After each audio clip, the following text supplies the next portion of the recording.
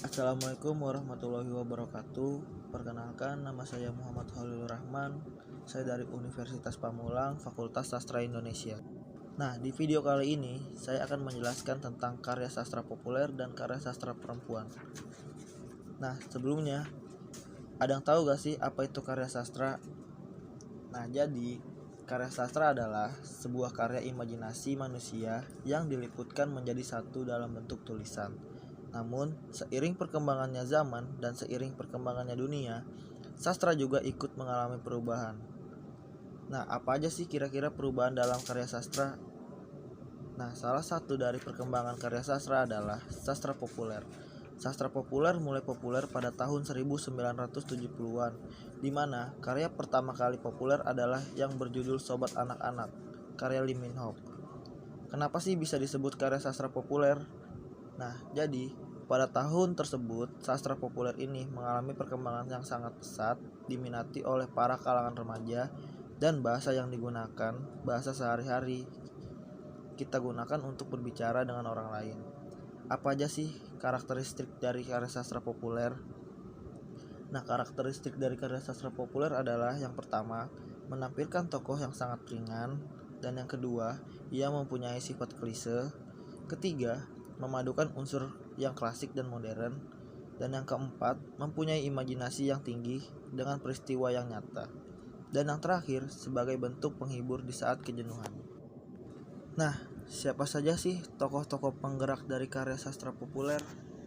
Nah, jadi itu yang pertama adalah W.S. Rendra dengan karya Penambahan Reso pada tahun 1988. Dan yang kedua, Chairul Anwar dengan karya Debu Campur Debu pada tahun 1949. Ketiga, Sapardi Djoko Darmono Mata Pisau pada tahun 1974. Dan yang keempat adalah Muhammad Aan Mansur dengan karya Hujan Rintih-Rintih pada tahun 2005. Nah, di sini kita langsung masuk ke sejarah sastra perempuan. Jadi itu, sejarah sastra perempuan dapat dilihat dalam sejarahnya pengkaryaan, kontribusi, serta peran perempuan dalam dunia sastra sendiri sudah memiliki tradisi yang begitu kaya dari awal. Dan melalui periode waktu yang tidak sebentar, menurut Miram Sekhenair, perempuan yang pertama kali mengangkat penanya untuk membela jenis kelaminnya adalah Christine de Pizan I, seorang penulis perempuan Prancis Italia yang dipekerjakan sebagai penulis oleh para bangsawan kerajaan, juga sebagai penyair dan penulis prosa. Nah, beberapa buku yang berhasil diterbitkan selama karirnya dari tahun 1399 sampai 1429 adalah biografi dan buku petunjuk bagi para perempuan yang mencapai 41 karya yang telah dibuat. Namun, tulisannya tidak pernah dianggap dan mempunyai perhatian khusus seperti halnya karya penulis laki-laki, mungkin saja karena dia perempuan, stereotip di masa itu.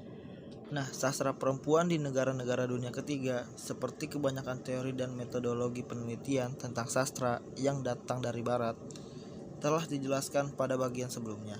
Sastra perempuan juga bisa dikatakan pertama kali sebagai diskursus akademik di Eropa dan didukung oleh pergerakan perempuan masif di Amerika untuk menjadikannya lebih praktikal di lingkungan sosial masyarakat. Apa aja sih karakteristik dari karya sastra perempuan?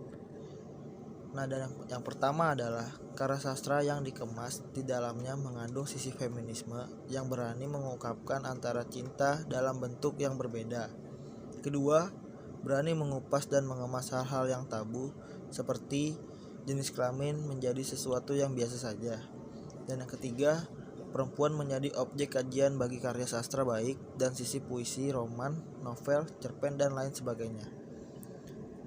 Dan yang keempat, sastra perempuan menjadi inspirasi bagi banyak karya sastra.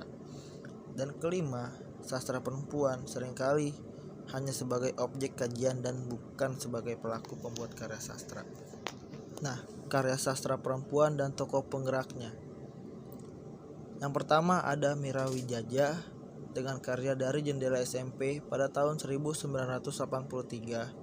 Dan yang kedua, Dewi Lestari atau De Lestari dengan karya Perahu Kertas pada tahun 2009. Dan yang ketiga ada Ayu Utami dengan karya Saman pada tahun 1998.